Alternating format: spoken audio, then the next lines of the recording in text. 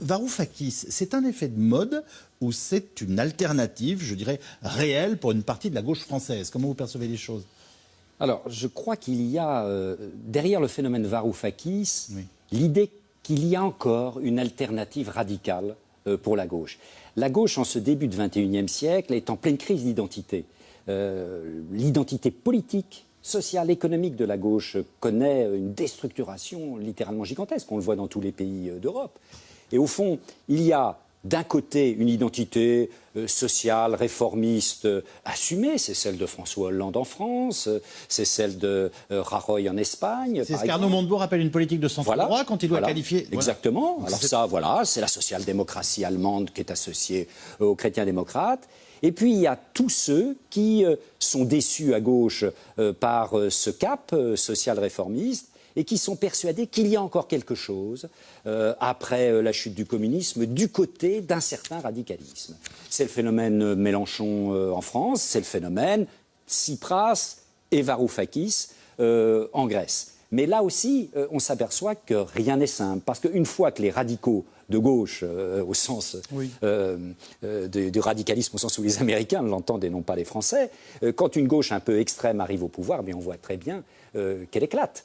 Et c'est ce qui est en train de se passer en Grèce. Vous voulez nous suggérer par là qu'elle se retrouve dans le monde réel? Ah, voilà, elle se retrouve dans le monde réel, le choc du réel est terrible, et on s'aperçoit que cette alternative n'en est pas vraiment une, puisque maintenant, au fond, Syriza éclate, et les minoritaires de Syriza, ils accusent Tsipras d'être devenu un vulgaire social-démocrate. C'est ça. Mais s'il fallait définir un petit peu... Alors, je pense que, sans aucun doute, la grande majorité de ceux qui nous regardent ce soir connaissent cet homme, connaissent son visage, ont compris vaguement qui il est. Mais il représente quoi? Qu'est-ce qu'on peut dire de lui? C'est un communiste? C'est un... Enfin, vous voyez, quel mot peut-on utiliser pour qualifier ce qu'est cet homme? C'est le représentant du courant radical de la gauche radicale grecque. C'est le représentant du courant, on va dire, refusnik de Syriza, c'est-à-dire qui s'est opposé au deal qui a été passé à Bruxelles avant l'été entre Tsipras et les principaux dirigeants européens, à commencer par Mme Merkel et M. Hollande. Donc c'est quoi? C'est refuser aujourd'hui les règles de fonctionnement européennes Absolument, parce qu'elles conduisent à une austérité excessive pour leur pays. J'ai essayé de dire ça avec des mots neutres. Pour leur pays qui étouffe toute forme de croissance. Et d'ailleurs, il a promis, vous l'avez entendu dimanche avec Arnaud Montebourg, il a promis à la France le même destin que la Grèce, puisque il a même filé la métaphore historique en disant que le printemps d'Athènes avait été écrasé comme le printemps de Prague, non pas par les chars soviétiques, mais par les banques. Et, sous-entendu, les financiers européens. Chez nous, ça serait qui, excusez-moi? C'est une forme de... La réponse est là, sur cette photo qui est ici. Il y a Arnaud Montebourg, il y a Varoufakis qui se ressemblent, s'assemblent. Alors, Arnaud Montebourg est sans doute un peu plus radical parce que lui, il est membre du Parti socialiste et a toujours été social-démocrate. Mais la similitude des parcours et des trajectoires est assez étonnante. Vous avez deux anciens ministres de l'économie et des finances qui, tous deux, préconisaient une ligne plus radicale, plus à gauche, moins sociale-libérale que celle qui a été professée par l'ensemble du gouvernement, par le Premier ministre et par le auquel ils participaient. Auquel ils participaient tous deux, et qui sont tous deux vus évincés, pas tout à fait pour les mêmes raisons, mais d'abord et avant tout pour une question de ligne. Et donc, le fait que Arnaud Montebourg ait invité l'icône, le symbole, l'image Varoufakis, ça en dit long, je dirais, sur une forme de disqualification par rapport à l'exercice du pouvoir, aussi bien à Paris qu'à Athènes. Vous connaissez bien la Grèce, vous. Et alors, Varoufakis, c'est qui chez nous? Enfin, vous comprenez, on doit toujours chercher par des... Je pense que c'est un étudiant attardé, Varoufakis. Une espèce de gauchiste qui continue à... C'est un révolutionnaire. Fort en gueule. Il est révolutionnaire comme on est révolutionnaire au boulevard Saint-Germain. C'est-à-dire qu'il a un train de vie avec une épouse. Un révolutionnaire en tweed, vous voulez dire? Un révolutionnaire en tweed avec une très grosse moto. On avait pu admirer dans Paris des vêtements avec une piscine chez lui. Enfin, il a tout ce qu'il faut pour vivre. Et il est beaucoup plus démonstratif que ne peut l'être, par exemple, sur sa vie privée, Mélenchon. Et en cela, il ressemble plus à Montebourg. Moi, je dirais que c'est quelqu'un qui est... Excusez-moi, mais là, dans le début de portrait, vous commencez à dresser, on a l'impression qu'il y a une dimension politique qui serait plus proche de Mélenchon et une dimension médiatique et de communication qui serait très proche de celle d'Arnaud Montebourg, avec des personnages qui ont du charme, une aura, qui peuvent considérablement agacer, mais qu'on commence à écouter avant de s'énerver. Et dimanche, il a fait la synthèse, puisqu'il a vu Mélenchon à Paris. On va le voir dans le reportage, avant de c'est drôle. partir à Frangy-en-Bresse, voir Arnaud Montebourg. Moi, je crois que c'est quelqu'un qui est un idéologue, très idéologue, et c'est la grande différence qu'il y a avec Tsipras. Tsipras est aussi, d'une certaine façon, un étudiant attardé, mais c'est quelqu'un qui a compris que la politique, c'était aussi une stratégie. Mais alors, c'est quoi son idéologie? Vous nous dites que c'est un idéologue, c'est quoi? C'est une idéologie très gauchiste. Quoi, le gouvernement du peuple par le peuple? Exactement, exactement. C'est exactement ça. C'est pas la dictature du prolétariat. C'est pas la dictature. Il n'est pas marxiste, si vous voulez. Il aurait plutôt une tendance dans sa façon d'agir, qui est plutôt trotskiste d'ailleurs, qui ressemble plutôt à de l'entrisme et essayer de faire changer les choses par l'intérieur. Il n'a jamais appelé à la révolution.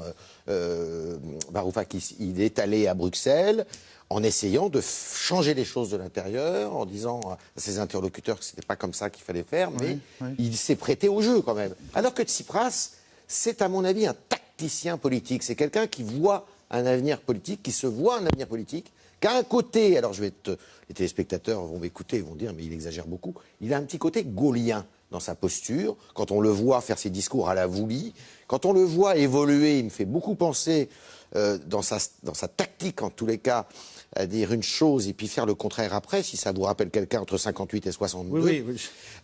Vous allez nous ramener en Algérie française. Voilà, alors c'est une comparaison très osée, mais il est assez impressionnant dans sa façon de faire. Alors que je dirais que Varoufakis est assez banal finalement dans la façon d'être. Comment vous percevez ces personnages et finalement aussi les courants politiques qu'ils animent?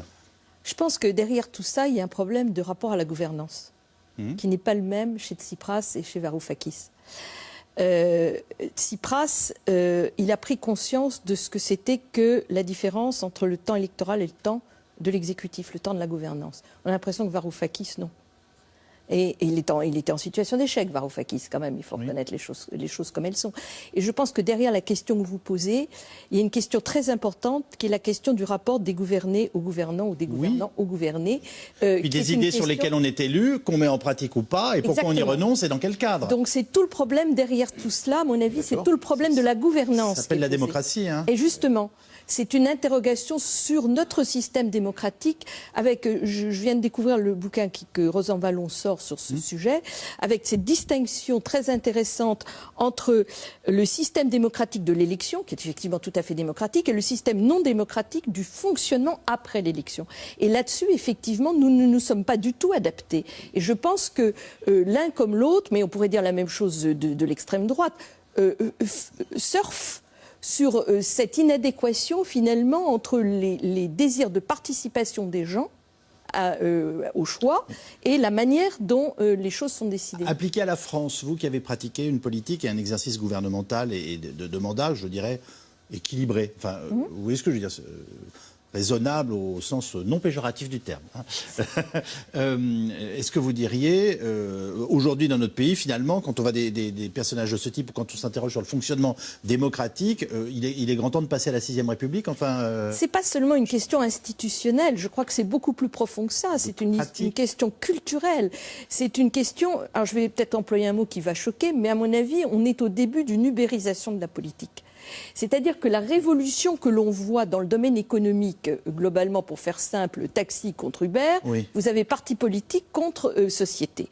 Et il y a une transformation extrêmement rapide de la société par les réseaux sociaux, par les modes de communication qui existent aujourd'hui, et une société politique qui est restée figée au XXe siècle. Et je crois que c'est ça que nous voyons en Grèce, c'est ça que nous voyons en France, et si on n'est pas en capacité de penser très vite une autre manière de gérer ces rapports gouvernants-gouvernés, on va vers des risques démocratiques extrêmement grands, qu'ils soient de la gauche ou de la droite. Oui, pour prolonger ce que vient de dire Corinne Lepage, je crois qu'il y a, cette crise des médiations est phénoménale. Des anciennes médiations, les partis, les institutions sont en piteux état. Les nouvelles médiations... La presse, qui joue un rôle. Bien sûr, vous avez raison. Hein. De nouvelles médiations ne sont pas encore nées. Et donc, dans l'abéance, dans le manque, qu'est-ce qui apparaît? Le populisme. Le populisme qui est une forme de relation directe entre un homme et la masse, le peuple. Et il faut bien voir que cette fois-ci, plutôt dans l'espace de l'extrême gauche, quand vous regardez Varoufakis, j'allais dire, toutes les armes du populisme médiatique sont là. La fréquentation des revues à la mode, ce qui se retient, la grosse moto, les photos avec l'épouse, les tenues, il est arrivé à Frangy-en-Bresse tout en noir, enfin tout y est, quoi. Tout y est. C'est le show typique des grands leaders populistes. Mais qu'est-ce que c'est que le populisme? C'est une réponse politique à ces crises des médiations. Quand il n'y a pas de médiation, c'est le populisme qui prend la place. Tout petit. Oui. Il y a une chose qu'on n'a pas assez notée en Grèce quand même, c'est que le peuple grec a été appelé aux urnes quasiment 6 fois en 2 ans. Ils y retournent là. Et ils y retournent. C'est terrifiant. Ce qui est quand même assez exceptionnel. C'est-à-dire que dès qu'il se passe quelque chose en Grèce, on va devant le peuple et c'est pas pour rien que c'est la nation de Périclès. On va dans le peuple pour lui demander ce qu'il pense. Dit comme ça, c'est sympathique. Il y a une forme de populisme là-dedans, effectivement, parce que je pense... Pardon, parce que dans le même temps, Doré continue de prospérer. Et puis, la consultation démocratique ne garantit pas l'application des Exactement. Absolument. Le référendum du 7 juillet, la première négociation de Tsipras à Bruxelles qui suit ce référendum, c'est d'accepter un plan qui est encore pire. C'est bien ce que je vous disais de la différence entre la démocratie électorale et la démocratie d'exécution. Du pouvoir et son exercice. On va partir à Frangy-en-Bresse. Arnaud Montebourg en pleine forme. Il reçoit Yanis Varoufakis, lui aussi au teint allé. Au menu, poulet de Bresse et Sirtaki, mais aussi vengeance et rébellion, notamment pour notre ancien ministre de l'économie. Arnaud Montebourg dénonce la politique d'austérité à la française, avec chômage en constante augmentation et croissance nulle. Reportage de Magali Lacrose et Yvan Bastion. Il avait abandonné la politique. Bonjour, ça va? Oh là là, Lucas. Mais pour combien de temps? Nous avons un peu de problème de pluie, on va essayer de se mettre à l'abri. Les tempêtes, il adore les déclencher, Arnaud Montebourg. Surtout à Frangy, le rendez-vous des déçus de François Hollande, avec en guest star un rebelle grec. Comment vous trouvez Frangy? I love it. J'adore. And clearly the weather. Et apparemment, l'atmosphère est remplie de soleil et de joie. Fill the atmosphere with plenty of joy today. Un ex-ministre débarqué de son gouvernement parce qu'un peu trop indiscipliné. Ça vous rappelle quelqu'un? On va manger. On va manger un bon poulet de Bresse. Les enfants terribles de la politique. Je vous présente Yanis. L'ancien ministre des Finances. Ah, je connais bien, bravo. Reçus comme des rois de la fronde. C'est qui la star aujourd'hui? La star, il y a des stars ici. Et plutôt ravis de faire parler d'eux. Je pense que Arnaud va prendre une nouvelle direction, lui, il n'y a pas de problème, et c'est très bien. C'est un gars qui va rebondir sans problème, qui laisse passer l'orage et qui reviendra en politique plus fort que jamais. J'ai trouvé qu'il avait été gonflé, et ça c'était un coup extraordinaire qu'il a vu de Varoufakis, ça je suis tout à fait d'accord. Là on est dans l'ambiance. En cadeau de bienvenue pour ces showmen assumés, un Sirtaki made in Frangy.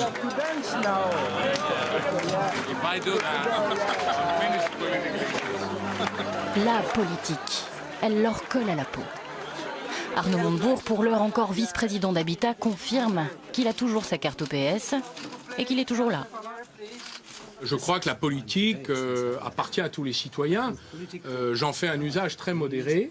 Je crois qu'un ancien ministre de l'économie a la responsabilité de dire des choses, de faire des propositions aussi. Et par ailleurs, ça n'empêche pas, en ce qui me concerne, de continuer un chemin professionnel bien différent. Je trouve utile d'aller trouver les ressources dans la société pour y accueillir les idées nouvelles. Et surtout pour critiquer le quinquennat de François Hollande et sa ligne économique depuis qu'il a quitté Bercy. D'ailleurs, qu'y a-t-il de nouveau depuis l'année dernière? Le chômage a continué sa course dangereuse, la croissance est toujours à zéro. Ce n'est malheureusement pas une surprise. L'austérité dans tous les pays n'a pas épargné la France, même si son intensité n'est vraiment pas la même que celle qu'a connue la Grèce. Pour enfoncer le clou, Yanis Varoufakis raconte une réunion de l'Eurogroupe où Michel Sapin avait osé prendre la parole pour défendre la position grecque. C'est à ce moment que le ministre des Finances allemand intervient immédiatement pour corriger Michel Sapin. Il a dit « Les élections ne peuvent pas tout changer. Si chaque fois qu'il y a une élection, les règles changent, l'eurozone ne peut pas marcher. » Du coin de l'œil, je pouvais voir Michel Sapin qui avait l'air désespéré. Je me suis souvenu de ce qu'il m'avait dit un jour à Paris, dans son bureau. La France, m'a-t-il dit, n'est plus ce qu'elle était. Étrangement cette année, aucun camarade socialiste n'est venu se mouiller aux côtés d'Arnaud Montebourg et d'Aurélie Filippetti, persona non grata du parti à la rose, pour l'instant.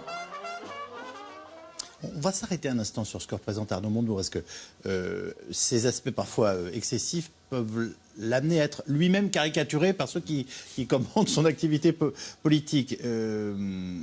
Là, il joue une carte un peu particulière.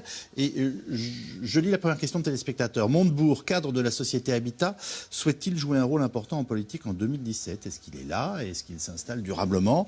Je dirais, voilà, à la lisière. C'est intéressant ce qu'il nous dit sur son retour, je pense, à ce que vous nous disiez il y a quelques instants en politique. Voilà, quelqu'un qui, même quand il agace, même si on voit des contradictions, il s'est mis hors champ, il retourne à la vie active et il nous dit qu'il y apprend des choses qui peuvent peut-être, sous-entendu, servir à quelque chose demain.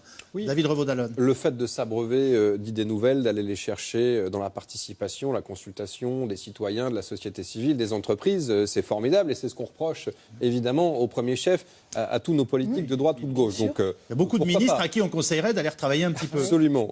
Voire d'aller travailler tout court.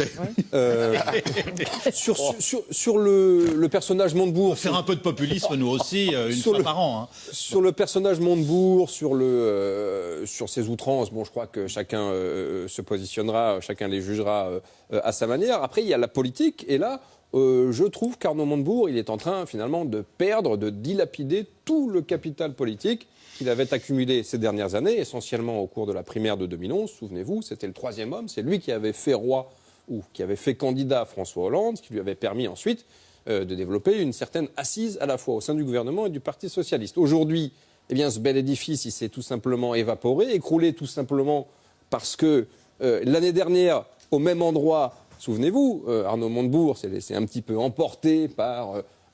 ses outrances verbales, par son verbe, en envoyant notamment, en voulant envoyer cette fameuse cuvée du redressement à François Hollande. Et qu'est-ce qu'on voit cette année ? On voit qu'Arnaud Montebourg, il tient exactement le même discours que l'année dernière. C'est une critique du gouvernement, de la politique économique du gouvernement Valls. C'est une critique de la soumission aux diktats de la droite allemande et au-delà de la Commission. Arnaud Montebourg ne fait que nous répéter ce qu'il a dit, un petit peu plus mezza voce l'année dernière, mais ce qu'il a dit précisément. La seule différence, c'est qu'il était ministre et qu'aujourd'hui, il ne l'est plus. J'ai envie de vous dire que ce n'est pas une provocation annuelle qui va changer le cours des choses, non ? Absolument. Exactement. Ce type de positionnement politique ne peut pas être géré simplement par des coups. Et là, on a affaire à un coup médiatique. Alors, le coup médiatique, en effet, fait le buzz, comme on dit, on en parle.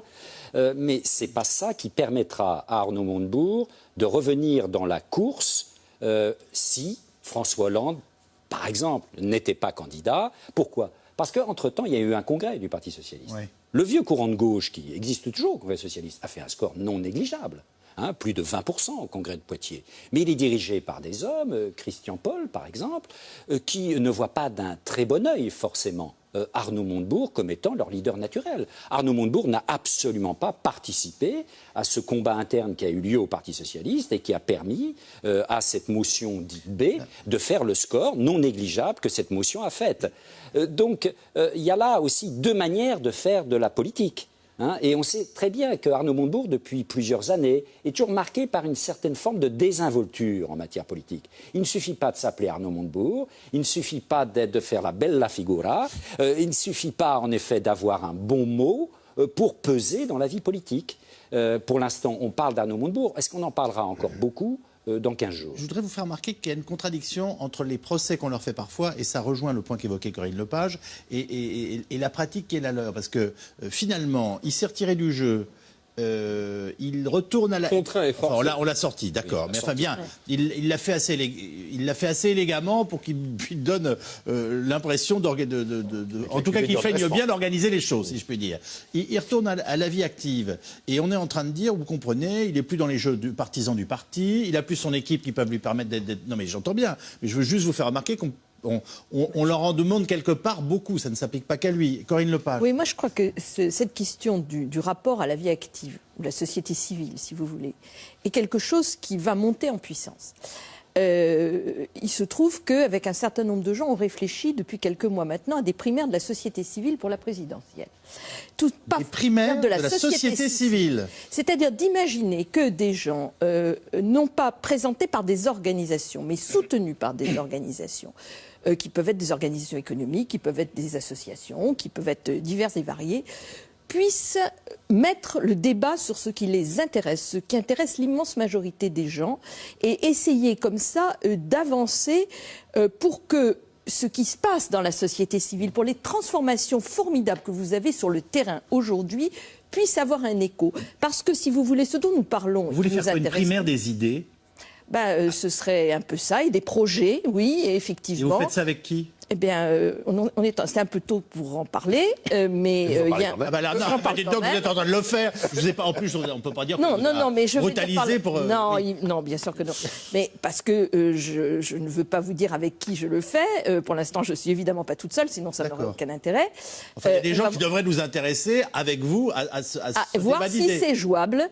Si c'est jouable, parce que on va parler de sujets sur la gouvernance qui intéressent les Français, poser des questions qui sont peut-être pas politiquement tout à fait correctes, que ce soit sur la fonction publique, que ce soit sur l'organisation économique, que ce soit sur plein de sujets où finalement les politiques ont beaucoup de difficultés parce que qu'est-ce que va penser le courant machin, le courant truc, et on pense qu'en mettant en jeu des gens qui sont plus déconnectés du politicien, mais beaucoup plus connectés avec la réalité, eh bien le débat peut peut-être changer de nature et ça peut peut-être aider à accoucher de quelque chose d'un peu nouveau. Je vous demande une réponse courte avant de donner la parole à votre voisin Yves Tréhard. Est-ce que c'est une façon de travailler sur l'idée qu'aujourd'hui, on sait très bien qu'une grande partie des Français sont souvent désespérés par leur classe politique et qu'il y a ce lien qui est en train de s'effilocher. Oui, et c'est une manière de répondre au Front National, de montrer que les gens peuvent agir directement. Moi, je crois qu'il faut qu'on réfléchisse à ça, parce que c'est vraiment extrêmement important. On a parlé du Thalys en disant, finalement, ce qu'a dit le président de la République, chacun doit considérer qu'il y a quelque chose à faire. Eh bien, dans notre pays, il y a beaucoup de Français qui se disent, il y a quelque chose à faire. Quelle réponse on fait à tous ces gens qui ont envie de se retrousser les manches, de bosser pour leur pays, d'apporter ce qu'ils savent, d'apporter leurs compétences, d'apporter leurs idées, et auxquelles, pour le moment, il n'y a strictement aucune réponse. Yves Tréhard, on tournait autour de la personnalité d'Arnaud Montebourg, de son rôle et de son parcours en ce moment. Puis de ce qu'il représente dans la gauche française, parce qu'il y aura quand même des partis de gauche, des partis de droite, des partis du centre et des partis extrémistes aux futures élections, et notamment aux présidentielles. Ce que je vais dire, je crois, poursuit le propos de Corinne Lepage. Corinne Lepage nous dit, finalement, les Français ont le sentiment d'être dépossédés de la vie politique, des décisions et tout. Et pourquoi ils se sentent de plus en plus dépossédés ? Parce que les hommes et les femmes politiques eux-mêmes leur ont dit, mais subliminalement, c'est pas nous qui décidons, c'est l'Europe. Et plus l'Europe prend une place dans le débat politique, plus les Français, les Allemands, enfin tous les peuples... Mais c'est honteux de dire ça, on a signé librement des accords, j'allais vous dire, un mariage avec l'Europe, un mariage à plusieurs, avec des alinéas, on est allé chez le notaire. Mais j'ai pas fini, parce que justement, qu'est-ce qu'on constate chez M. Varoufakis, chez M. Montebourg, chez M. Mélenchon, chez Mme Le Pen, chez M. Dupont-Aignan, chez tous ceux qui s'opposent. La ligne de fracture, c'est pas tellement le débat national, finalement, c'est l'Europe. On est pour cette Europe telle qu'elle existe, ou on est contre. Ce qui, aujourd'hui, construit le débat politique, c'est ça. À tel point que vous en avez qui vont même au-delà, puisqu'ils disent on peut faire les anti-européens de l'extrême gauche à l'extrême droite. C'est le cas de M. Jacques Sapir, qui est un intellectuel français. Économiste. Qui dit pourquoi on ne ferait pas une alliance, tout le monde dans le même parti. Qui s'est déjà faite en 2005 dans le non au traité constitutionnel européen. Et alors ça, c'est dangereux quand même. C'est assez dangereux. Pourquoi ? Je ne dis pas que l'Europe telle qu'elle existe aujourd'hui, elle est parfaite. Elle est très imparfaite, elle est perfectible et tout ça. Mais au-delà de ça, on flatte des sentiments qui ne sont pas des bons sentiments. Quand j'entends M. Varoufakis parler des Allemands et de Mme Angela Merkel, comme il en parle, ça serait Mme Le Pen qu'on crierait, qu'on pousserait des cris d'orfraie. Mais c'est M. Varoufakis avec sa moto et sa belle gueule, et on ne dit rien. Et ça, c'est quelque chose qui est étonnant. Varoufakis, il parle de l'Europe allemande. Mais oui, en gros. On peut parler de l'Europe allemande, et c'est pas faux de dire que l'Europe marche, je dirais, au rythme allemand, puisque c'est l'économie qui marche, c'est évidemment. Mais derrière ça, il y a quand même une germanophobie qui est assez embarrassante.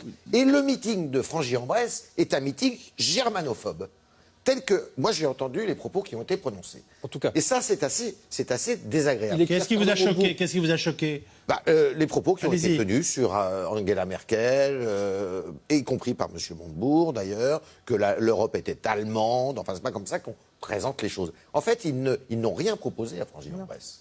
Ils n'ont fait que critiquer ce qui existe. Il y a quelque chose qui caractérise, je me répète un petit peu, mais dans ce couple Montebourg-Varoufakis, c'est une forme d'irresponsabilité en politique. Mais oui. Corinne Lepage parlait très justement de la différence entre ce que l'on professe en campagne électorale et ce que l'on fait au pouvoir. Il y a une différence, Varoufakis-Tsipras, c'est que Tsipras a composé. Alors, il a joué double jeu, il a joué des coups de force, il a fait des coups de vis, même on pourrait le dire, puisqu'il a dit une chose à Bruxelles et le contraire le lendemain à Athènes, mais il a quand même atterri sur un accord, aussi peu satisfaisant soit-il, pour les Grecs. C'est la même chose pour François Hollande, pourrait-on dire. Or, Varoufakis et Montebourg ont ceci en commun, qu'ils ont critiqué la position même de leur gouvernement alors qu'ils en faisaient partie et qu'aujourd'hui, ils n'en font plus partie et donc ne sont plus en mesure de tenir les manettes.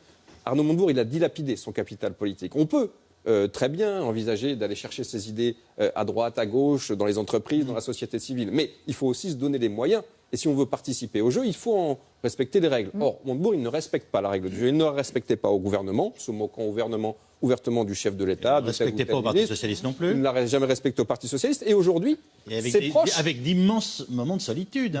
Voilà, c'est proche aujourd'hui, depuis un an, se demandent, même ses partisans, même ceux qui croient en sa destinée politique, même ceux qui considèrent qu'il est le meilleur et qu'il a le meilleur positionnement et qu'il sera le meilleur candidat en 2017. Aujourd'hui, ces proches se désolent de le voir faire une conférence de presse un jour, puis déserter les médias pendant 3 mois, réapparaître dans Paris Match pour ensuite prendre la codirection d'Habitat, refuser de parler à la presse pour ensuite s'afficher, faire des conférences de presse avec Varoufakis. Il y a un vrai problème stratégique. On ne sait pas ce qu'il veut, on ne sait pas ce qu'il préconise. Si, Yves Tréhard l'a bien dit, il critique, mais n'apporte absolument rien en termes de solution. Il faut quand même rappeler que ce monsieur était pendant 2 ans et demi, c'est-à-dire la moitié du quinquennat, d'abord ministre de l'Industrie, puis ministre de l'économie des gouvernements Valls et Hérault. Donc, il y a quand même une limite, je trouve. Il y a une forme d'irresponsabilité à gauche, chez les socialistes, chez les écologistes, dans l'exercice du pouvoir. Et je pense que Montebourg est celui qui incarne le plus cette forme d'irresponsabilité. Alors, est-ce que dans cette trajectoire, vous désignez une forme d'irresponsabilité?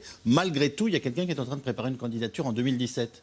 Est-ce que c'est, selon vous, Encore faudrait-il, le propos d'Arnaud qu'il Montebourg se plie à la règle du jeu, qu'il prépare son courant, qu'il nomme ses lieutenants. Il n'y a plus personne aujourd'hui, vous l'avez indiqué. La seule responsable politique qui était en dehors de Varoufakis, c'était Aurélie Filippetti, qui est sa compagne. Même Benoît Hamon n'était pas là. Alors qu'il était là l'année dernière, il était considéré comme ils en ont tous un peu assez, peut-être. Voilà. Mais effectivement, je suis d'accord, il ne construit rien. Et donc, ses camarades ne considèrent pas qu'il s'agit d'une alternative politique crédible. Quelle aurait pu être la seule alternative crédible au Parti Socialiste à François Hollande? Qui aurait pu être le candidat alternatif? Arnaud Montebourg. En réalité, on voit qu'aujourd'hui, il ne dispose ni du rapport de force, ni du courant et donc du poids politique au sein du Parti Socialiste, ni même, semble-t-il, du programme, des projets et des idées. Et peut-être lui reste-t-il l'ambition, l'envie, mais ça ne suffit pas à être candidat. Pascal Perrineau. Oui, on s'aperçoit tout de même de quelque chose au cours de cet été, c'est que, en effet, en dépit de ses efforts, le président de la République a du mal à remonter dans les sondages. Ça frémit, 1 point, 2 points, mais il reste le président le plus impopulaire. Et donc, revient de manière lancinante la question de la capacité du président de la République à être à nouveau candidat. Et donc, forcément, comme ces questions se posent, à gauche, certains commencent à se dire, au fond, pourquoi pas moi? Pourquoi pas moi? Surtout si revient en tête de certains la candidature Valls. Parce que, attention, une candidature Valls, alors là, ça va cliver dans la culture socialiste de manière phénoménale. Parce que Valls, pour le socialiste moyen, j'allais dire, ça représente la droite. Je dis à nos téléspectateurs de lire, parce qu'ils le trouveront sur Internet, le texte qu'il a publié ce matin dans Les Échos, enfin, où il redit, à la lumière de la gauche que l'on analyse ce soir grâce à la présence de M. Varoufakis, mais enfin, où il dit qu'il faut absolument baisser les impôts, et il rappelle le rôle de l'entreprise. C'est un Premier ministre de droite. Voilà. Donc, non, réaliste. Excusez-moi, on a le droit d'être réaliste. de gauche. On est très loin. Non, mais on a le droit d'être classique de la gauche. Oui, mais non, mais il y a une nouvelle gauche qui a le droit de s'exprimer en disant. Mais bien sûr. Mais cette nouvelle gauche, autant ça existe en Allemagne, ça existe en Grande-Bretagne, mais en France, ça n'existe pas. Et donc, à gauche, tout le monde sait très bien que s'il y avait une candidature de ce type, ça laissera un espace pour une gauche qui se présentera comme elle. Véritablement porteuse de la vraie gauche. Ça a toujours marché en France. C'est pas mort, ça, c'est pas fini, c'est pas des vieux, ça n'est pas, des oripeaux. Non, ça n'est pas. On peut citer Jaurès, avoir penser à la tradition ouvrière de notre pays. Mais regardez le talent qu'avait François Mitterrand. Et pensez surtout qu'aujourd'hui, pardonnez-moi, le plus important, c'est de donner du travail aux Français, parce que c'est comme ça qu'on aidera beaucoup de ceux qui sont dans la pauvreté, dans la difficulté. Bien sûr. Mais vous voyez qu'en 2016-2017, la gauche aura du mal à dire, même cette gauche réformiste, qu'elle a redonné du travail aux Français. Alors décidément, en tout cas, tout le monde se l'arrache. Arnaud Montebourg accepte de prêter son Yanis Varoufakis à Jean-Luc Mélenchon. 20 minutes, pour reprendre une formule ancienne et assez célèbre, 20 minutes douche comprise dans un hôtel, à l'issue duquel le patron du parti de gauche annonce le sommet international du plan B. Objectif, organiser, je cite, la résistance européenne, idéal, le retour de la démocratie en Europe. Reportage de Laurent Saïda Diop et Arnaud Fora. Une accolade entre deux hommes qui partagent la même ambition, changer l'Europe. Yanis Varoufakis est de passage à Paris, l'occasion rêvée d'un tête-à-tête très médiatique pour Jean-Luc Mélenchon. Bon, attends, parce qu'il faut... Ça y est, vous avez fait vos images. On a très peu de temps, les amis. Attention, 20 minutes, pas plus, pour parler de l'essentiel, leur plan d'attaque. Nous allons parler de l'importance de redémocratiser l'Europe. C'est la priorité numéro 1. Comment vous allez faire? Ce n'est pas nous qui allons le faire, ce sont les Européens qui vont le faire. Depuis qu'il a dit non au plan européen pour la Grèce, depuis qu'il a démissionné, Yanis Varoufakis est devenu l'icône de la gauche alternative. On se l'arrache, de Jean-Luc Mélenchon à Arnaud Montebourg. Salut, merci. Bonne journée. Ciao Yanis. Jean-Luc Mélenchon vient même d'inviter son nouveau camarade à ce qu'il appelle le sommet internationaliste du plan B. L'idée, c'est de faire une conférence européenne du plan B. Puisque les Allemands ont un plan A, fiche dehors tous ceux qui ne sont pas d'accord avec eux, et ben nous devons avoir un plan B. Qu'est-ce qu'on fait dans ce cas-là? Alors, chacun a des idées sur le sujet. Il faut les confronter, il faut vite se coordonner pour organiser la résistance européenne. Ça, c'était un document de la campagne européenne qui parlait déjà pour rompre avec cette Europe-là, pour la refonder. Donc il y a bien l'idée de rupture, oui. Au parti de gauche, l'idée d'un plan B ne date pas d'hier. Créer une sorte d'international de la fronde, avec les Espagnols, les Irlandais ou les Anglais, pour éviter de revivre le cauchemar grec. Reste tout de même à définir le contenu de ce fameux plan B. Pourquoi pas, par exemple, émettre nous-mêmes de l'euro? Pourquoi pas la Banque de France émettre nous-mêmes de l'euro, ce qui est possible, et de façon à ne pas être justement étranglé comme les Grèces l'ont été avec un blocus financier absolument éhonté. Bon, voilà, c'est une possibilité, c'est une étape de mettre en place des mesures de désobéissance avec les traités. De protectionnisme solidaire, des mesures où on dit bah non, nous on n'est pas d'accord pour réduire encore les budgets si c'est contraire à la relance de l'activité. Donc il faut essayer de convaincre qu'il y a vraiment d'autres solutions qui peuvent aller jusqu'à la sortie de l'euro si on est contraint. Toutes les propositions sont les bienvenues, surtout celles de leurs plus proches alliés, les communistes.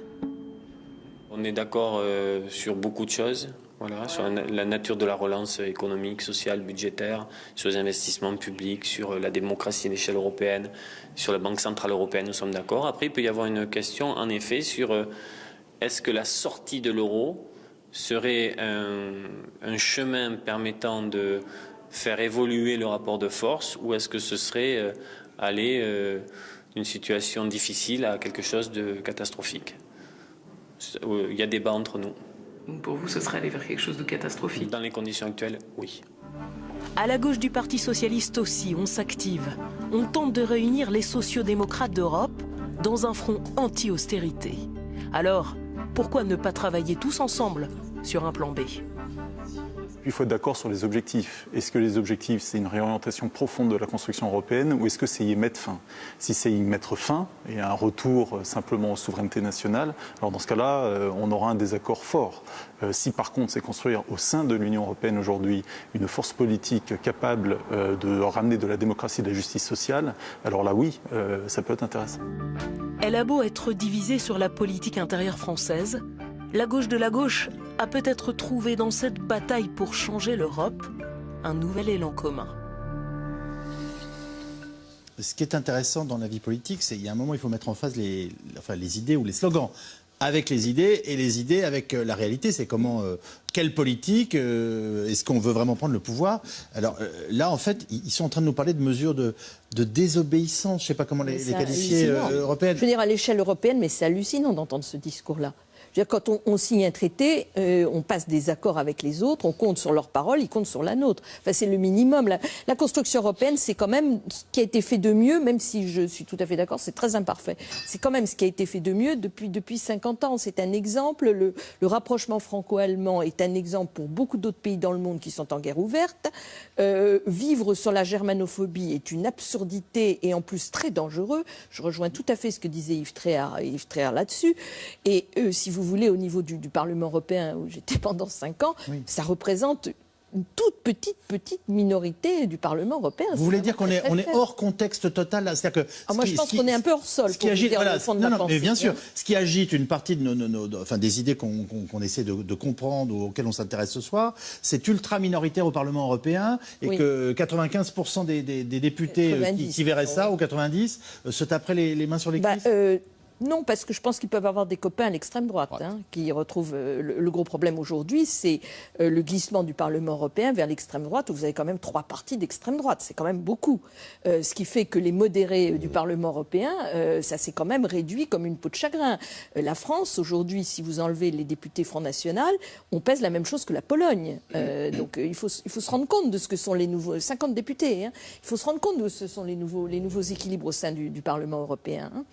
Donc ça, c'est quelque chose de ce que je vous dis, c'est réel. Alors quand on entend ça et qu'on se met dans la place de nos concitoyens qui ont des problèmes immédiats à régler, on ne peut pas faire des plans sur la comète et écouter ce genre de choses. On a besoin de solutions qui sont des solutions à la fois immédiates et en même temps, parce qu'on en a besoin, qui s'inscrivent dans une durée. C'est-à-dire qu'on a tous besoin de savoir où on va.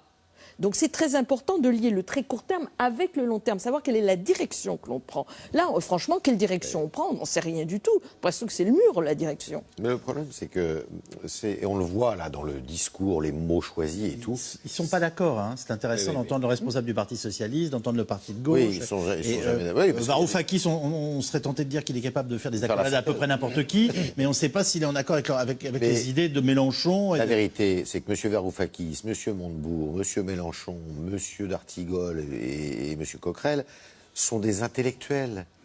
Ils sont incompris. C'est pas un gros mot. C'est pas un gros mot, mais ils sont incompris parce que ils parlent, ils font de la rhétorique, ils essayent de faire de la rhétorique, mais ils sont absolument pas compris de la part des gens qui ont des problèmes. Et c'est là leur grand inconvénient, me semble-t-il, par rapport à l'extrême droite et en France, par rapport à Marine Le Pen, c'est que quand Marine Le Pen parle, elle fait mouche tout de suite. Et elle est comprise, alors que eux, Monsieur Mélenchon s'est longtemps posé la question pourquoi il avait moins de succès que Madame Le Pen dans les urnes. Eh bien, il n'a pas à chercher. Il disserte quand elle fait un programme politique. Bon, après, on est d'accord ou on n'est pas d'accord, mais elle est là la différence capitale. Et M. Varoufakis, c'est pareil. On ne comprend pas ce qu'il dit. Qu'est-ce qu'il veut, M. Varoufakis? On n'en sait rien, en fait. On n'en sait rien. Et c'est ça le problème, c'est qu'ils font de la rhétorique en chambre. Pascal Perrineau. Oui, ce qu'on a bien vu dans ce reportage et dans ces différentes sensibilités de la gauche anti-européenne, ce sont des gens qui s'aiment de détester ensemble l'Union européenne telle qu'elle est. Mais qui se détestent entre eux. Mais qui se détestent entre eux dès qu'il s'agit de penser à un plan B, justement, comme on disait jadis. C'est normal, j'ai envie de dire, il est quand même normal de chercher des alternatives. Je voyais cette jeune fille ou cette jeune femme qui était à côté de Jean-Luc Mélenchon, on trouve logique, même si on n'est pas en accord, que, je ne sais pas, dans notre pays, il y a une jeunesse aujourd'hui qui ait des idéaux de changement, de bouleversement de la société. Bien sûr, mais comme l'alternative. Et d'ailleurs, je ne sais plus si c'était D'Artigol ou quelqu'un d'autre qui disait « Ah bah oui, mais ça sera non, l'accord avec les autres anti-européens, si c'est un retour aux souverainetés nationales. » Mais on voit bien. Si vous prenez du côté de la droite extrême, là c'est clair, c'est un retour aux souverainetés nationales, on détricote l'Union européenne pour revenir à cette logique des souverainetés nationales. Mais vous voyez bien que la gauche anti-européenne est beaucoup plus encombrée sur ce terrain. Parce que d'abord, elle a une tradition internationaliste, donc le retour aux souverainetés nationales, bien sûr, c'est pas sa tasse de thé, mais elle a un problème d'imagination politique. C'est-à-dire, on n'entend pas, quand on écoute attentivement tous ces porte-paroles qui sont porteurs en effet d'un désir d'alternative légitime, on n'entend pas ce qui est en train de s'inventer de ce côté-là de l'opinion. Et d'ailleurs, l'opinion le sent et les sanctionne. On en revient, encore une fois de plus, à la différence entre ce qu'on professe en campagne, ce qu'on fait dans l'exercice du pouvoir. Arnaud Montebourg, il avait un grand concept pendant les primaires. Souvenez-vous, c'était la démondialisation. Oui, mais quelque part, c'était une forme aussi de protectionnisme. Il y avait eu des mots assez durs sur l'Allemagne, sur la droite allemande. C'est pas ce qui doit faire vivre chez Habitat, la démondialisation. Absolument. Et il était sur un mode de protectionnisme quand il était à Bercy, notamment à l'industrie. Souvenez-vous, il y avait eu ce fameux décret au moment de l'affaire Alstom destiné à protéger les industries françaises des prises de contrôle. En réalité, ça n'a pas fonctionné. C'est une forme de théorie hors sol qui, dès lors qu'elle se confronte aux réalités de l'exercice de pouvoir, explose absolument en vol. Et donc, ça ne fonctionne pas, ça ne peut pas fonctionner quand on est dans l'optique d'une durabilité ou d'une pérennité au pouvoir. Comment se fait-il que la trajectoire de Jean-Luc Mélenchon, qui quand même à un moment a été portée par des sondages excellent, qui a fait un début de campagne assez impressionnant. Qui a fait une très bonne campagne présidentielle. Qui a fait, à titre personnel, une très bonne campagne présidentielle. Mais enfin, voilà, il y avait du monde à ces meetings. On disait, tiens, il se passe quelque chose. On tendait l'oreille. Alors, même si tout n'était pas extrêmement clair dans le programme. Les résultats n'étaient pas du tout bons. Ils étaient classiques de ce que sont la gauche, l'extrême gauche en France, c'est-à-dire autour de 10%. Il a été surestimé d'une certaine façon à un moment dans les sondages. Alors surestimé peut-être pas, c'était peut-être à une période, puisque c'était une photographie d'une période, mais il a fait une bonne campagne, mais il n'a pas fait un très bon score, contrairement à ce qu'on a bien voulu. Un mot, parce que je vous fais réagir au dernier sujet sur les Verts. Un mot sur les alternatives. Oui. Moi, ce que je vois dans la société, notamment chez les jeunes, c'est que l'alternative, ils la font. Je veux dire par là les réalisations concrètes. Que vous voyez, Blablacar, Airbnb, ce qui se passe dans les réseaux bancaires, ce qui se passe avec les MOOC sur l'éducation, la manière dont les jeunes s'organisent entre eux sur quantité de sujets, ils sont en train, eux, de faire le changement.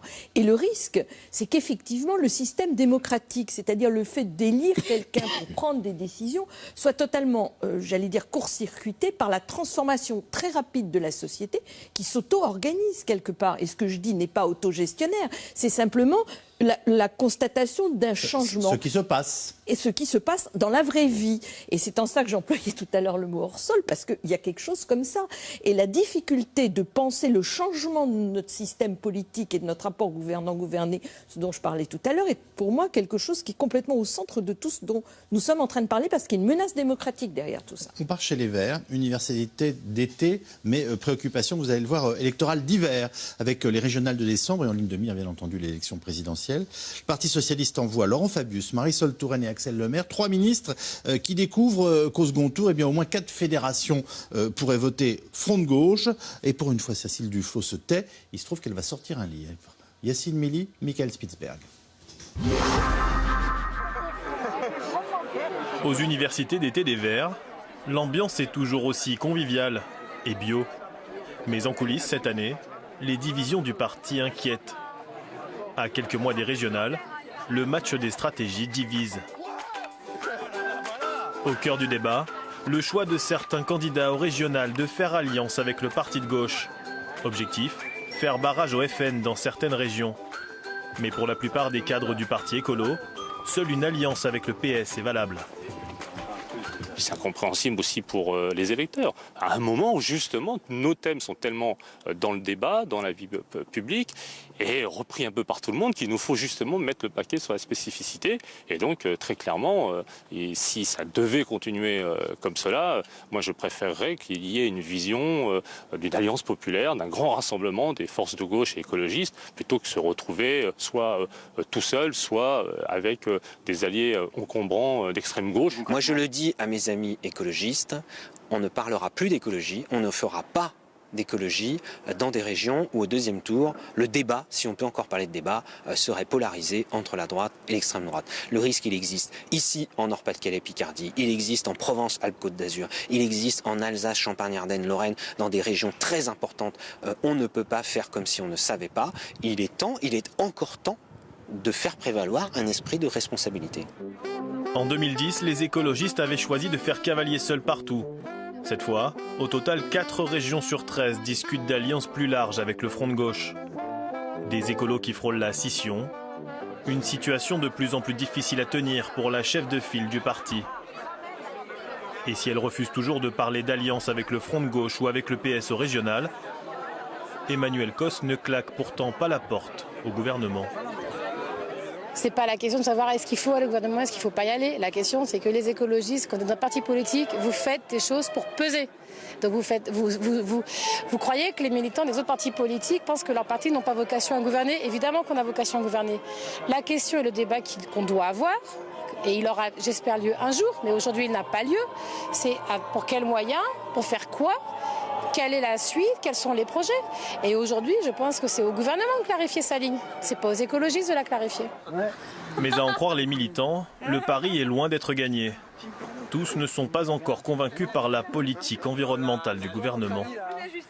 Je pense qu'aujourd'hui, le PS et le gouvernement, par exemple, ne répond pas du tout aux urgences en termes environnementaux, en termes sociaux, en termes d'égalité, en termes de réformes urgentes qu'il y a à faire en matière de transport, en matière de politique agricole, par exemple. À 3 mois de la conférence mondiale sur le climat à Paris, les écolos ont pourtant une carte verte à jouer auprès du gouvernement. Alors pour afficher le rapprochement avec le PS, on n'a pas hésité à faire venir les voitures ministérielles.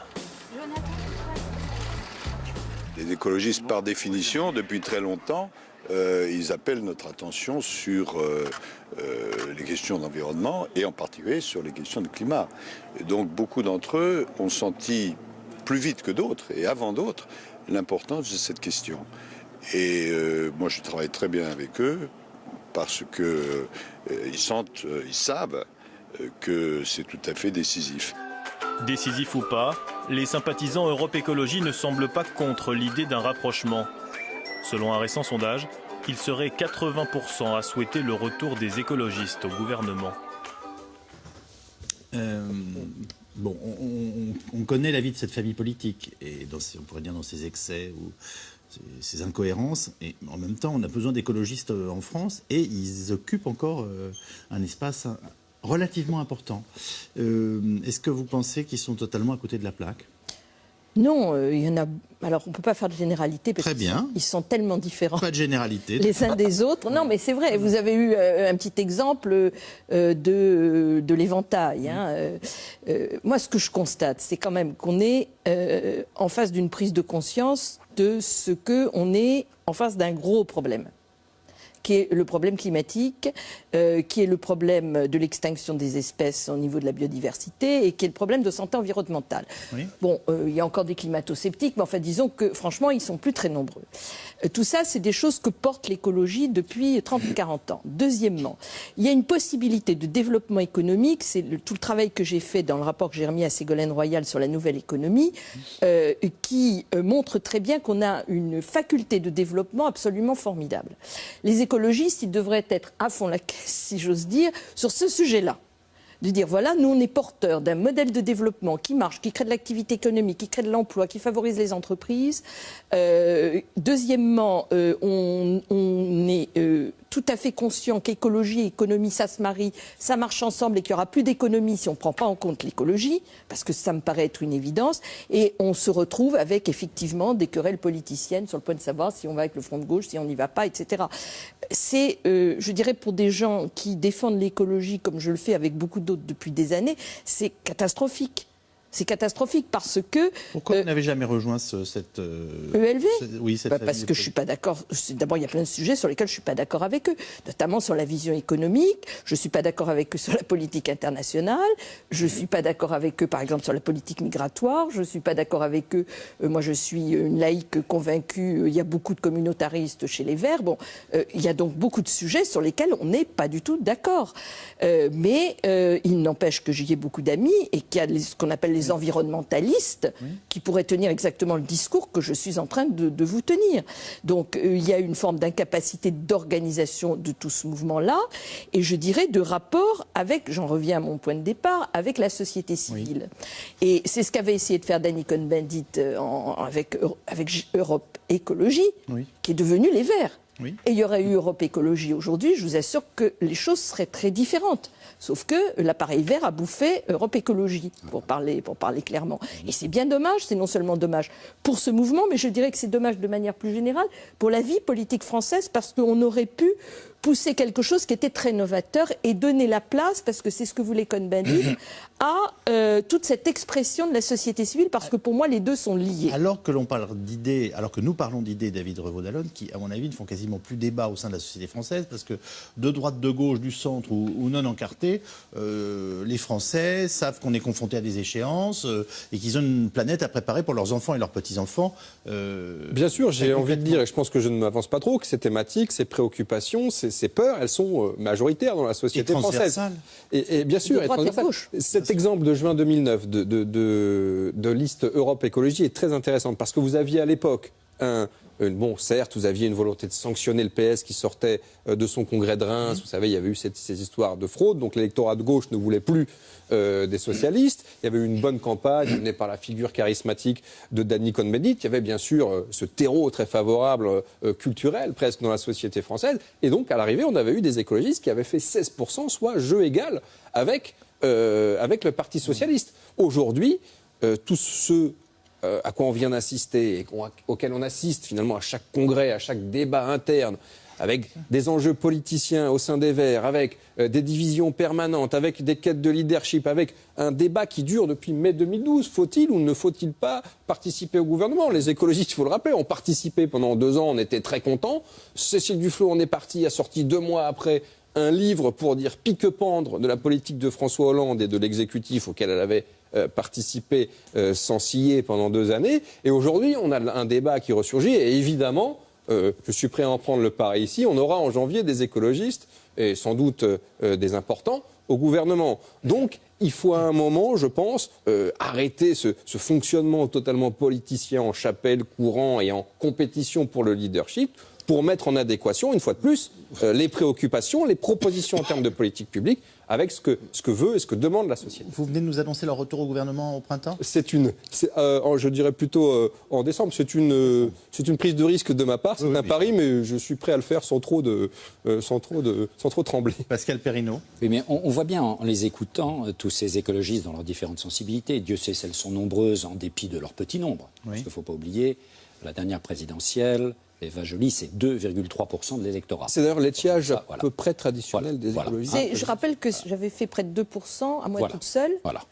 Donc écologie centriste, disons, contre ma mère qui avait fait 5% à l'époque. Donc c'était le meilleur résultat. Et qui a obtenu le meilleur résultat de l'histoire des candidatures écologiques. Et à nous deux, ça veut dire 8% à la présidentielle quand même. En 2002, 8% à la présidentielle. On voit bien qu'il s'agit d'une grande cause, la cause écologiste, mais d'organisations qui ne parviennent pas à être à la hauteur de ces grandes causes. Pourquoi ? Parce qu'ils font de la politique politicienne, mais pire parfois, que les partis de gouvernement. Parce que derrière tout ce débat, qu'y a-t-il ? C'est les régionales. Les régionales, la stratégie pour les régionales, le nombre de postes pour les régionales, les négociations sur les listes communes, alors avec l'ultra-gauche ou avec le Parti socialiste. C'est ça, on le voit bien, qui anime essentiellement les prises de position. Avec d'ailleurs des écologistes qui sont un peu prisonniers de leur culture proportionnaliste. Parce que Dieu sait si les écologistes, depuis le début, se battent pour la représentation proportionnelle. Et on va avoir au régional, en effet, une représentation proportionnelle quasi intégrale. Mais il faut savoir que la proportionnelle, ça pousse à la division. Ça ne pousse jamais à l'unité. Vous n'avez jamais vu, avant une élection à la proportionnelle, si vous voulez, l'unité. L'unité n'est qu'un mot. Parce que chacun est sûr de faire ses voix. Voilà, bien sûr. Chacun se compte et se dit, là, si je m'associe avec l'ultra-gauche, j'en aurai un peu plus que si je m'associe avec le PS, etc. Sans aucun souci de cohérence, d'articulation avec la cause écologiste, etc. Ils font de la politique, mais attention, ils font de la politique, mais pire que dans les grands partis de gouvernement, ou de la même manière, quoi. Alors que tout de même, l'écologie, c'était aussi, pour revenir au débat qui nous animait au début de l'émission, l'écologie, c'était aussi, au départ, la volonté de faire de la politique autrement. Eh bien, le moins qu'on puisse dire, c'est qu'on est servi. Que me dit Yves Tréhard de cette situation en quelques mots? Je pense que finalement, le parti... On a quand même la conférence climat, enfin ça va se faire. Là, ce qu'on vient de voir de l'université d'été à quelques mois de la conférence sur le climat, j'ai envie de vous dire ça n'est pas normal. Alors c'est facile et puis on ne peut pas leur... Je crois que l'enjeu de la conférence climat et le défi, il est posé surtout à François Hollande. C'est-à-dire que François Hollande, lui, estime, à tort ou à raison, et à mon avis, il ne faut pas qu'il en attende trop, il faut qu'il gagne, il faut qu'il remporte cette conférence climat. Je ne sais pas si elle aura des conséquences électorales, mais il ne peut pas se permettre, en tous les cas, de sortir de là avec une image négative. Donc évidemment, il va tout faire pour que ça soit un succès au retentissement international et que M. Obama, tous ceux qui seront là, repartent avec un air satisfait. Ce matin, le président de la République, il a appelé à accélérer les négociations de préparation à la conférence. Les négociations de préparation à la conférence. Bien sûr, bien sûr. C'est donc qu'il est inquiet. Mais vous aurez noté quand même que les écologistes parlent assez peu d'écologie. Donc eux, ils sont dans leur cuisine électorale comme les radicaux socialistes du début du XXe siècle, et ils sont plus vieux que les vieux, je dirais, dans la façon de faire de la politique, alors qu'effectivement, ils voulaient renouveler. Ils n'ont, pardon, Mme Lepage, mais l'écologie en tant que telle, comme parti politique, n'a jamais marché en France. Ça a toujours été... Il y a deux dates qui seront à retenir. C'est René Dumont en 1974, parce que c'est la première... C'est le premier témoignage, je dirais, électoral. Et la deuxième, parce qu'effectivement, emmené par un garçon qui, lui, parle d'écologie, qui, lui, a des idées, mais qui, lui, n'est absolument pas un homme de parti, c'est Daniel Cohn-Bendit, effectivement, les dernières européennes qui ont été un grand succès pour l'écologie. Mais sinon, ça a toujours été un échec. Et aujourd'hui, ça ne peut pas aller mieux. Pourquoi ? Parce que l'écologie, c'est infusé dans tous les autres partis. C'est-à-dire que vous avez des gens qui parlent intelligemment d'écologie à gauche, à droite, au centre, partout l'écologie est présente, et que, dans le même temps, les Verts, ils n'ont pas changé leur façon de faire. Ils sont toujours, c'est quand même des grands amateurs. D'un côté, ce sont ils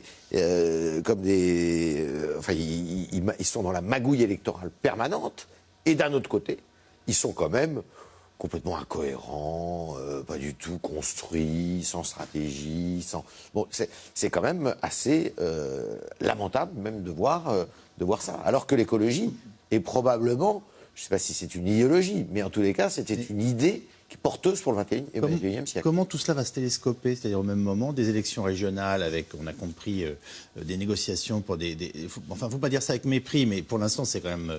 c'est pas joli à avoir préparé. Et puis la grande conférence sur le climat. Vous trouvez votre équilibre là-dedans? Soleil, je ne sais pas comment ça va se passer. Moi, je pense que cette conférence est quelque chose d'extrêmement important pour le président de la République, mais je dirais de manière un peu plus générale, parce qu'on voit qu'il y a une accélération des phénomènes et qu'en attendant, il n'y a pas une accélération des politiques. Peu d'accélération des politiques. Du coup, ça va éclipser une bonne partie de la bataille pour les régionales. Je pense. Je pense que le climat, je pense que le climat va être plus important que les régionales. Je voudrais juste dire une chose par rapport à ce que disait Yves Tréhard. L'idéal, ce serait qu'il n'y ait plus besoin d'écologistes, c'est-à-dire que tous les partis politiques en fassent non pas un bout de leur politique, c'est-à-dire un chapitre, mais en fassent un élément moteur autour duquel le reste s'articule. Parce que dans les 10 ans qui viennent, c'est quand même ça qui va se passer. Je veux dire que les sujets deviennent tellement graves que c'est tout qui va changer à cause de cela. Or, ce n'est pas encore le cas en France. Oui, par exemple, dans les pays du nord de l'Europe qui sont très écolos, il n'y a pratiquement pas de parti vert, il n'y en a pas besoin. Chez nous, je regrette de dire qu'il y en a encore besoin. Parce que pour les grands partis de gouvernement... Pardonnez-moi, ils ont des Borloo et des Cohn-Bendit dans les différentes formations, c'est-à-dire de centre-droit ou de centre-gauche? Oui, ils ont... qui font vivre la... Oui, et puis c'est dans les gènes, j'allais dire. Les politiques sont des politiques très pro-environnementales. Chez nous, dans nos partis de gouvernement, l'environnement est encore un chapitre. Comme on traite de l'environnement comme de l'agriculture, comme de l'industrie, etc. Pour les écologistes, c'est pas ça. Pour les écologistes, c'est une nouvelle manière de penser l'économie, c'est une nouvelle manière de penser la gouvernance, c'est une nouvelle manière de penser l'agriculture, de penser le social, etc. Et ça, on ne l'a pas. Et c'est normalement dans des partis écologistes qu'on devrait porter cela. C'est ça qui devrait être essentiel. C'est quand même ce qu'ont compris les deux derniers présidents de la République, François Hollande et Nicolas Sarkozy, qui ont compris que la croissance, elle pouvait revenir par ce biais-là quand même. C'est-à-dire qu'ils n'étaient pas du tout écologistes. Nicolas Sarkozy s'est converti à l'écologie, et je crois qu'il était sincère quand il a fait le Grenelle de l'environnement. Et je veux accorder aussi le fait que François Hollande est sans doute sincère aujourd'hui, ce qu'il était certainement même s'il n'était pas du tout écologiste. Pas du tout. Voilà. C'est pas du tout son société. Ni l'un ni l'autre. Ni l'un ni l'autre. Et il a été obligé, et cette COP 21 l'oblige aussi à changer un peu sa façon de voir. Et c'est sûr que l'écologie, si elle n'est pas présentée sous son meilleur aspect économique, eh bien, elle n'a aucune chance, à mon avis, d'avoir un écho. C'est vrai que l'enjeu pour François Hollande, il y a bien sûr cet aspect climatique international, il a quand même livré campagne depuis quelques semaines, mais il y a ce bénéfice collatéral. Je vois mal comment, en télescopant sur le plan du calendrier, les élections régionales et la COP 21, qui forcément, même si ce ne sera pas obligatoirement le grand succès mondial avec un accord paraphé par l'intégralité des chefs d'État et de gouvernement, en termes de services après-vente, ça va être plus facile de faire un deal avec les écologistes en vue des régionales. Et puis surtout, les écologistes, ils ont en tête la suite des opérations. Est-ce que c'est plus intéressant pour eux de faire une fois de plus, comme on le disait, 2% avec un candidat qui est éliminé au premier tour et derrière aucun accord avec la future majorité de gauche, si jamais elle est de gauche, plutôt que quelques députés et un groupe sonnant et trébuchant à l'Assemblée. Donc ça aussi, ce sont des choses qui se discutent et qui se négocient. On va passer aux questions SMS. Quelle ressemblance, quel point commun entre Mélenchon et Varoufakis? Leur hostilité à l'Union européenne telle qu'elle est, à une Union européenne qui serait dans une dérive allemande, là on a une thématique qui est une thématique commune. Ensuite, au niveau des réponses, mais on retombe sur ce qu'on disait tout à l'heure, on ne voit pas très bien, de manière très concrète, quel est le plan B pour Mélenchon, pour Varoufakis. C'est avant tout une dénonciation commune. Au niveau des propositions... Dans les banques grecques et pour les Grecs, le plan B de Varoufakis, je peux vous dire que ça les a un petit peu travaillés. Parce que je crois qu'ils ont une chose en commun, Varoufakis et Mélenchon. Et Mélenchon l'a encore répété et le répète dans une interview à venir. C'est qu'il est persuadé qu'il fera un meilleur score s'il se présente, que Hollande ne se présentera pas à la présidentielle, que lui serait susceptible de se présenter et qu'il fera un meilleur score de toute manière que François Hollande. Et Varoufakis, donc il parie sur l'échec de François Hollande. Et en fait, Jean-Luc Mélenchon... C'est le nouveau slogan de Jean-Luc Mélenchon, pas grand-chose à dire. Depuis 2012, il parie sur l'échec de François Hollande et il pense que l'échec de François Hollande fera que les déçus viendront vers lui. Je regarde et j'ai l'impression qu'ils vont plutôt ailleurs. Il y a deux petites différences. Et Varoufakis, il parie sur quoi? Sur l'échec de Tsipras, évidemment. Et il pense que si Tsipras se casse la figure, il peut peut-être ramasser la mise. Il y a quand même une différence, c'est que l'un a participé au pouvoir, Varoufakis, et que l'autre, non, du moins dans la forme actuelle. Parce que quand il était social-démocrate, il était effectivement ministre Mélenchon. Le message de cette gauche est-il utopique? J'ai l'impression qu'on a tourné en partie autour de cette idée. Oui, il y a une certaine dimension d'utopie, parce qu'au fond, il y a une dénonciation de l'Union européenne telle qu'elle s'est construite au cours du demi-siècle. Il y a une dénonciation des souverainetés nationales qui ne serait que de vulgaire nationalisme. Mais voilà, au-delà de cette dénonciation de ces deux tares politiques que seraient les souverainetés nationales et la construction difficile d'une souveraineté européenne, on ne voit pas très bien ce dont ils sont porteurs. Donc ça reste un peu dans les limbes de l'utopie. Oui. On l'a construite ensemble, cette Europe, quand même. Justement, pas avec un fusil dans le dos, si vous m'autorisez cette expression inélégante, en discutant avec nos partenaires, avec des Allemands, avec des Anglais qui sont compliqués, avec des Espagnols, avec des Italiens. Il y a deux choses. Avec des Luxembourgeois. Dans la critique de l'Europe, il y a celle qui est formulée, on vient de le voir, par Mélenchon, Montebourg, Varoufakis, qui est une critique politique, ou plutôt de politique économique, critiquant le positionnement libéral, austéritaire, etc. Et puis, il y a un constat qui est évident, c'est que l'Europe, elle ne fonctionne plus. Et les derniers conseils européens, on l'a vu, c'est aussi bien sur les migrants. Il s'agissait de se répartir 30 000 migrants au mois de juin.